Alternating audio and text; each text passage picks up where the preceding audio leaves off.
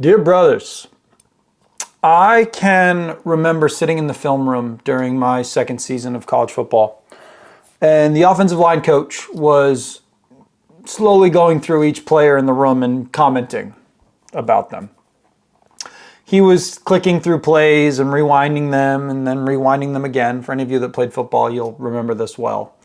And all the while, he's providing mostly offhanded jokes, calling some of the linemen slow, or that they were soft as puppy shit, or that, like a good sofa, they should probably pull out someday too.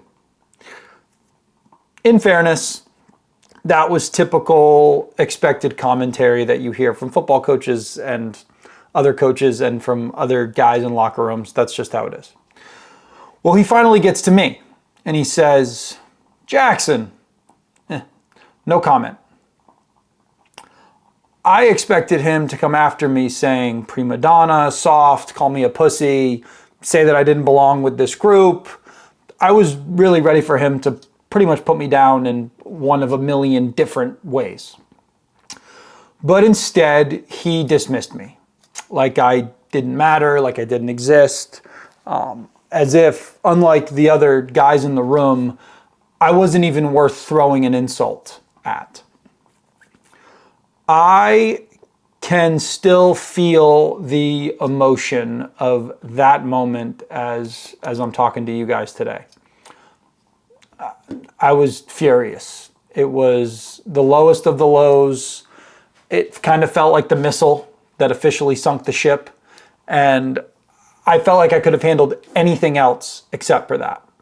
I was used to being called names or having people mess with you and your typical locker room stuff. I advocate for that in a lot of ways. But to be dismissed while everyone else was addressed, to be viewed as a peasant or like the lowest of the low in a society where it wasn't even worth the time of day or effort to say something, that struck a pretty mortal blow. The pit in my stomach of feeling worthless was really at its highest point. I thought to myself, fuck this guy, fuck this team. You don't know me. You don't know my life. You don't know my struggles. You don't feel my pain. You think you're better than me. Fuck all of you. And, as I sit here today, I bear no ill will towards that team or that coach. I actually bear some responsibility for that response. It took me a long time to get to that point or to this point, and let me explain why I was in the wrong. When I got to grad school, I read The Art of Living by Epictetus.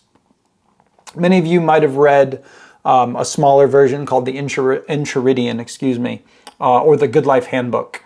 And if you haven't, when this episode is over, go and buy it. But there's a passage in there which says the following: "Remember, it is not enough to be hit or insulted to be harmed. You must believe that you are being harmed. If someone succeeds in provoking you, realize that your mind is complicit in the provocation, which is why it is essential that we not respond impulsively to impression. Take a moment before reacting, and you will find it easier to maintain control." To be harmed, there must be two parties involved. It's not just that someone has thrown insults at you, it's that you have allowed them to land. As Epictetus said, I was complicit in the provocation. I allowed that coach's dismissal to eat me.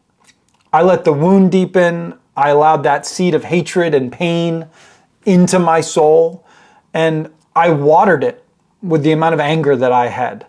I believed that I had been harmed, and I allowed that disease to fester inside of me. What good comes from that? I not only allowed myself to develop a root of bitterness, as we read about in the book of Hebrews, but I have set the standard that others can dictate my life. Others can make me feel lesser. The opinions of the external world can throw me here and there. I became a puppet mastered by the simple words of those around me. That shows a lack of control. It shows fragility, weakness. It's the essence of being misguided. It shows the failure that occurs when we seek validation from the world, lack of piety, and lack of wisdom. I had allowed the world to define my thoughts. And that only leads to me then going after others and defiling others, which is just a vicious cycle, all because I allowed someone to harm me. When I now deal with the harm of others or someone throwing insults, I like to ask myself a couple of questions. Who is the individual who I perceive is harming me? Is it a close friend, a trusted friend, a family member? Or is it some Instagram troll who doesn't know their ass from their elbow? If it's the earlier, trusted friend, parent, etc., is what they are saying valid? Am I screwing up? Is the insult, I think, actually something that I need to address? If the answer to that is yes, then I need to make a correction and be grateful for their honesty. And if not, then I shouldn't be upset with them, for they're probably trying to do what they think is best. And if they're not doing what they think is best, that's something that they can take up with God. But that doesn't fall on me. Many individuals, even your closest of friends, have the best intentions, but they will project their difficulties onto others. Be gentle in your dealings in response to those you feel are coming after you. You don't always know what they're going through. Lastly, how much should we even care what the world thinks of us? Or how much should I care what the world thinks of me? In Jeremiah 29:11, it says, "For I know the plans I have for you, declared the Lord, plans for welfare and not for evil, to give you a future and a hope." Why should I allow the words of others to harm me when I know and I believe in my heart of hearts that God has a plan for my life?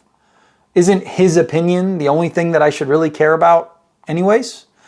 If I follow good teachings and I act in accordance with His word, am I not going to have the blessings and tools necessary to succeed in this life where I don't have to worry about someone who's throwing stuff at me? I truly have faith that my coach had no intention of harming me deeply, or putting me over the deep end, or wounding my ship, or, whatever metaphor you want to use. And even if he did, I allowed those thoughts to sit in the well of my soul, and I let them grow. I let the wound fester. He may have thrown it, but I kept it. I cannot be harmed unless I allow myself to be. When you wield the power of your mind and brush off the negativity that's thrown your way, you are going to build character and you're going to build strength. Not only that, you honor God by putting your faith in higher means, not in the words of mortals. As always, God bless, be strong, and don't let the world harm you guys.